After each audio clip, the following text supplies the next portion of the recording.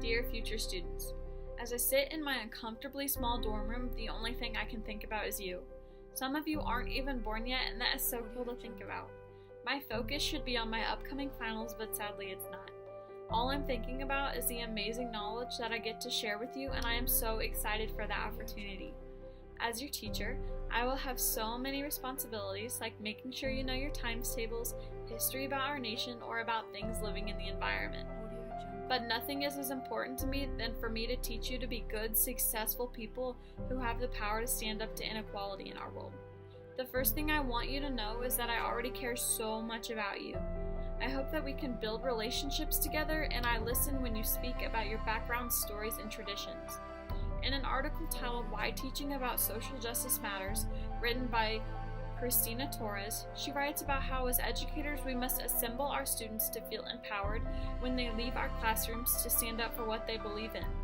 Teaching for social justice means gifting your students with the ability to do the unthinkable and change the world. As a teacher, I can give you the tools to help combat injustices that you will face all the time.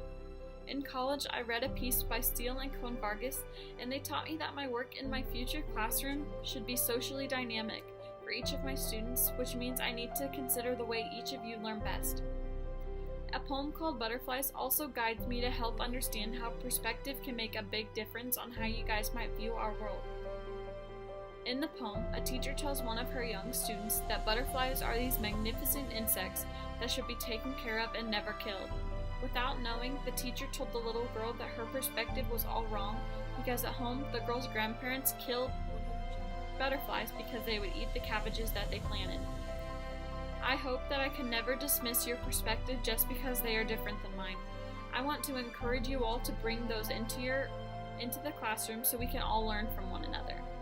Along with having different perspectives, I want all of my students to know that difference within our classroom is welcome. I want our space between the four walls to be colorblind. I know that teachers who say they are colorblind have all good intentions. However, some teachers can inadvertently create an environment that can lead to stereotypes among classmates. By sticking with being colorblind, the individuals are not paying attention to the characteristics of that person that make them unique. I hope our classroom space has all the supplies for you to make sure that you feel represented in the classroom. This includes books I keep on the shelf, bulletin boards in the hallways, or even holidays we celebrate within the classroom.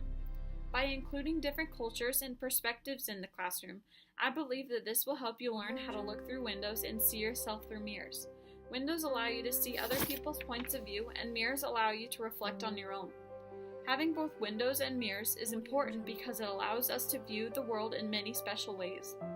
According to Emily Stile, the delightful truth is that sometimes when we hear another out, glancing through the window of their humanity, we can see our own image reflected in the glass of their window, and the window becomes a mirror. And it is that shared humanity of our conversation that most impresses us, even when we attend to our different frames of reference. It is so amazing to think that even if two people are total opposites, they could still have something within them that is similar. So, when you look at your classmates, just keep that in mind. To be this teacher for you, there is still a lot of work that I need to do. For instance, I need to have many resources that help me teach to each of your learning styles and not just the way I learn best. I know that it is very important for me to be culturally responsive and to check in with you guys to make sure that you are learning in your own ways. I hope that in our classroom we can combine my cultural lens and many others to focus on the whole picture. During our time spent together, I will make mistakes, but we are learning how to fix the injustices together, just one step at a time. My final thought for you is that I hope you find the courage within yourself to stand up for the injustices in the world, and now I want to thank you for letting me be your teacher.